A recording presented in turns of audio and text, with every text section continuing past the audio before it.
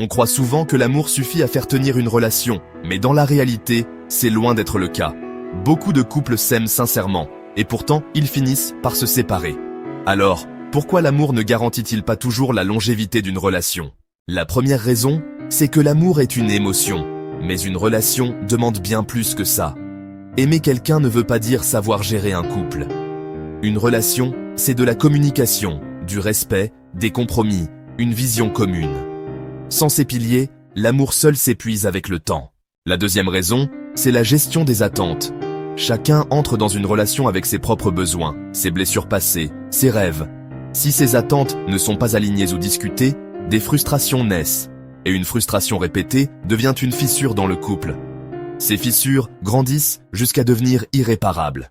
La troisième raison, c'est la différence entre le sentiment amoureux et l'engagement amoureux. Ressentir des papillons au début, c'est facile.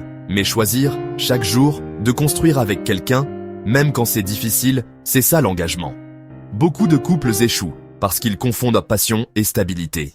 Enfin, il y a le facteur personnel. Une relation est un miroir. Elle révèle nos insécurités, nos colères, nos manques de confiance.